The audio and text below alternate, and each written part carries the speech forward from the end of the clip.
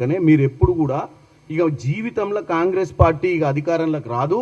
మీరు నియంత పాలన ఫస్ట్ నువ్వు ఇలా మొదలు పెట్టిందే నీ చిట్చట్ల రేవంత్ రెడ్డి గారు నియంత పాలన చేస్తున్నారు. నియంత పాలన చేసింది మీ అయ్యా. ఒక్కరోజు ప్రగతి భవన్కి రాలేదు, ఒక్కరోజు సెక్రటేరియట్కి రాలేదు. ఉన్న సెక్రటేరియట్ని గుల్లగొట్టి ఎక్కడి నుంచి పరిపాలనను కూడా అందించారో కూడా తెలియని పరిస్థితిని తెలంగాణ ప్రజలు చూసారు మీ హయాంలో. ఒక్క జీవో కూడా ప్రజల దృష్టిలోకి లేకుండా చీకటి జీవోలు ఇచ్చి రాష్ట్రాన్ని దోపిడీ చేసింది మీరు.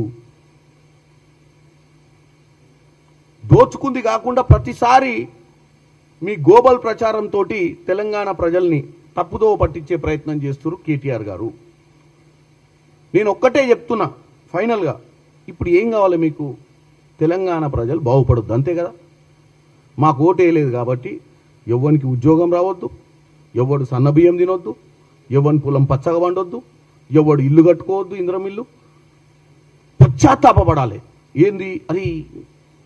కేటీఆర్కి ఓటేయనందు వలన మనం అన్నం తినలేకపోతున్నాం అనే ఫీలింగ్ రావాలన్నా వాళ్ళకు? బిడ్డలకు ఈరోజు గ్రూప్ 1 పరీక్షలు పెడితే ఎవడా సన్నాసి చెప్పింది 563 ఉద్యోగాలకు 3 కోట్ల రూపాయలు 1700 కోట్లు ఇస్తా అని చెప్పిన సన్నాసి ఎవడు? ఎవడా సన్నాసి? మతిస్థిమితం పోయి మాట్లాడుతున్నావా? ఒక రాజకీయ నాయకునిగా, ఒక ఎక్స్ మినిస్టర్గా, ఒక ముఖ్యమంత్రి కొడుకుగా ఈ రాష్ట్రాల్లో నువ్వు విదేశాలలో ఉండి మీ నాయన ముఖ్యమంత్రి అవుతుండని తెలిసి, మీ నాయన పార్టీ పెట్టిండని తెలిసి వచ్చి ఇక్కడ వచ్చి ఉద్యమకారులకు రావాల్సిన అవకాశాలు నువ్వు తీసుకొని ఎమ్మెల్యే అయ్యి మంత్రి అయ్యి ఇవాళ నీకు మంత్రి పదవి పోతే నీ అక్కసేంది? ఎవడు బాగుపడొద్దనా? ఏం మాట్లాడుతున్నావు కేటీఆర్? కొంచెమన్నా జ్ఞానం ఉండి మాట్లాడాలి కదా. 563 మంది విద్యార్థుల తల్లిదండ్రులు ఎవడో పిలిస్తే వచ్చి ప్రెస్ మీట్ పెడతారా? ఆ మాట్లాడిన వాళ్ళ ఒక్కలన్నా వాళ్ళు ఏమైనా సినిమా యాక్టర్లా ఏంది మాట్లాడనీకే? వాళ్ళు ఏమైనా టీవీ సీరియల్లో యాక్ట్ చేస్తారు అనుకున్నావా?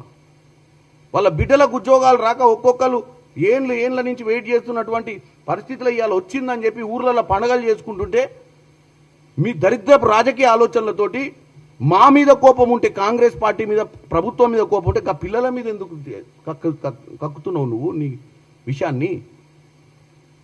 533 మంది విద్యార్థులకు 3 కోట్ల రూపాయలని 1700 కోట్ల లెక్క చెప్పింది ఎవరు? నువ్వే చెప్పి ఈరోజు మళ్ళా అదే విషయం చెప్తున్నావు. పరీక్షలు పెట్టలేకపోతున్నారు.